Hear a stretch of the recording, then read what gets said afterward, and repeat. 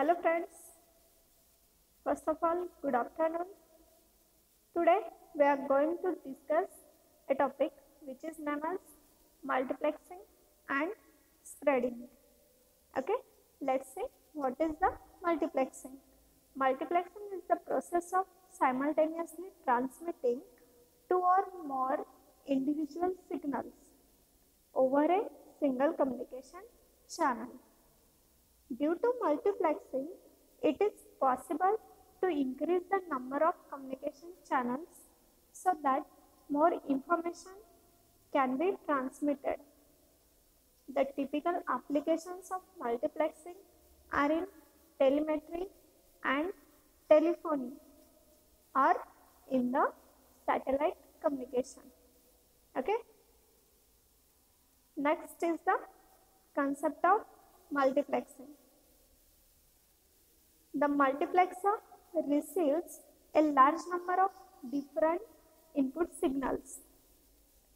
Multiplexer has only one output which is connected to the single communication channel. Let's say in the figure. Okay. The multiplexer combines all input signals into a single composite signal and transmit it over the communication medium. Sometimes the composite signal is used for modulating a carrier before transmission. Okay, and at the receiving end of coming link, a demultiplexer is used to sort out the signal into their original form. Okay, the operation of demultiplexer is exactly opposite of that of a multiplexer. Okay, next is need of multiplexing. To reduce the number of electrical connections or leads. Next one is to share the bandwidth between the users. Next, to increase the capacity of channel. Next one is to increase the transmission speed. The next, to make signal secure, to make scalable, and also to make cost efficiency. Okay, this is the need of multiplexing. Next one is multiplexing. Whenever the bandwidth of a medium linking two devices is greater than the bandwidth needs of the devices, the link can be shared. Multiplexing is the set of technique that allows the transmission of multiple signals across a single data link, as seen in this figure. Okay, above figure. As data and telecommunications use increases, so does traffic. Different multiplexing techniques are as follow. Okay, sometimes it is called as types of multiplexing. Different types of multiplexings are: first one, frequency division multiplexing. Second, wavelength division multiplexing. Next one is time division multiplexing. In that, time division multiplexing, synchronous time division multiplexing, and statistical time division multiplexing are of the two types. Okay. Next is category of multiplexing. We know that multiplexer has three types. First is frequency division, second wavelength division, and third one is time division multiplexing. Okay. Generally, the FDM and WDM means frequency division multiplexing and wavelength division multiplexing systems are used to deal with the analog information, whereas the TDM system are used to handle the digital information. Let's say in the figure. Okay. In TDM, the signals are not transmitted at a time. Instead, they are transmitted in different time slots. Okay. First, let's discuss the first type of multiplexing. First is the frequency division multiplexing. In this type, The operation of FDM is based on sharing the available bandwidth of a communication channel among the signal to be transmitted. That means many signals are transmitted simultaneously with each signal occupying a different frequency slots within a common bandwidth. Okay. Each signal to be transmitted modulate a different carrier. The modulation can be amplitude modulation, single side bands, frequency modulation, or phase modulations. The modulated signal are then added together to form a composite signal which is transmitted over a single channel. Okay. Next one is diagram of frequency division multiplexing. Okay. The next frequency division multiplexing. In this type, first is FDM transmitter. Okay, means frequency division multiplexing transmitter. This is the diagram. Okay, diagram shows about this diagram shows the FDM transmitter. The signals which are to be multiplexed will each modulate a separate carrier. Okay, the type of modulation can be amplitude modulation, frequency modulation, or phase modulation. The modulated signal are then added together. Let's see in this figure together to form a complex signal which is transmitted over a single channel. Okay, let's see the operation. Each signal modulates a separate carrier. Okay, the modulator output will contain the sidebands of the corresponding signals. The modulator output are added together in a linear mixer or adder. Okay, the linear mixer is different from the normal mixers. What is the difference? Here the sum and difference frequency components are not produced, but only the algebraic addition of the modulated output will take place.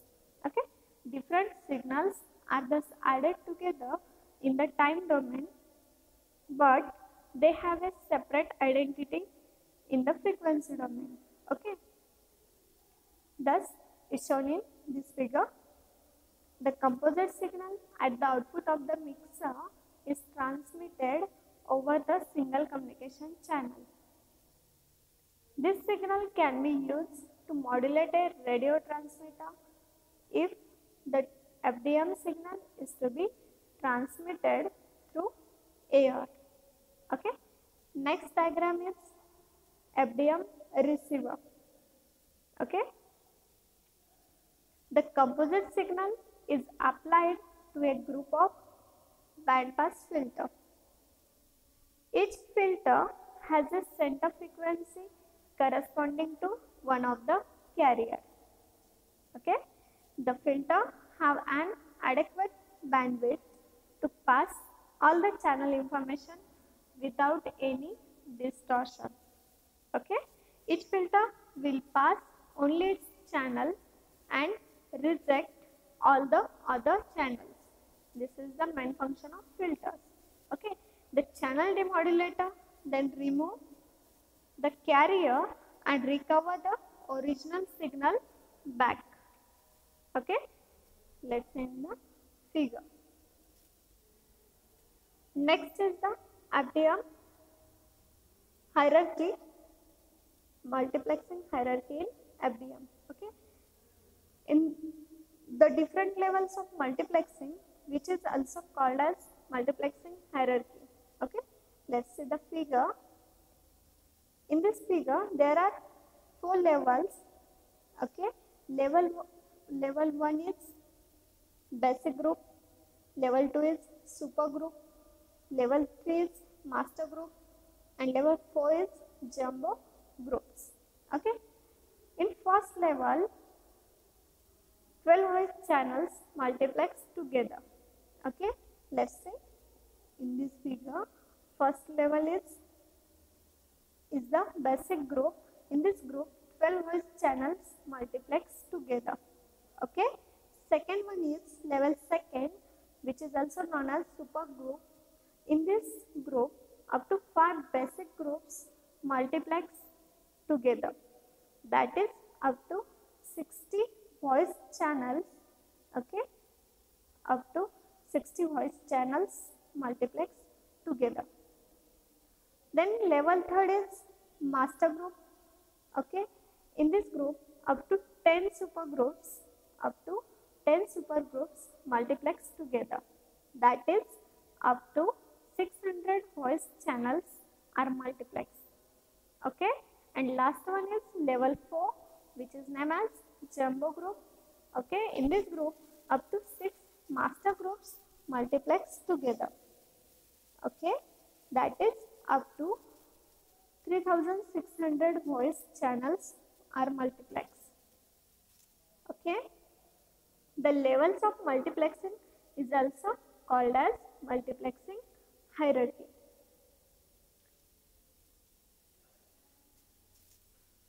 Next is the FDM hierarchy.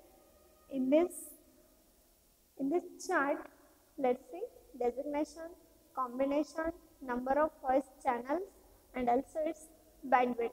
Okay, first is the voice channel. Its combination is one voice channel, and number of voice channel is 1, and its bandwidth is 4 kHz. Second one is group, 12 voice channel, first basic group. In that combination, 12 voice channels, number of voice channel is 12, and its bandwidth is 48 kHz. Okay. Next, second group is super group. In that group, 5 basic groups are added or multiplexed. Number of voice channels are 60, and its bandwidth is 240 kHz. Third group or third level is master group. In this group, 10 super groups are multiplexed. Number of voice channels are 600, and its bandwidth is 2.52 MHz. Okay, and level 4 is super master groups. In this group, 6 master groups are added or multiplexed. Okay, and number of voice channels is 3600, and its bandwidth is 17 MHz. Okay. Next is the advantages and disadvantages of FDM. First, advantages: does not need synchronization between transmitter and receiver. Large number of signals can be transmitted simultaneously. Okay, and demodulation process of FDM is very easy. Disadvantages of this system: first is the communication channel must have large bandwidth. Okay. Second one is FDM suffer from the problems of crosstalk. Third one is large number of filters and modulators are required. And fourth one is intermodulation distortion take place. Okay, this is the disadvantages of FDM. Thank you for watching this video.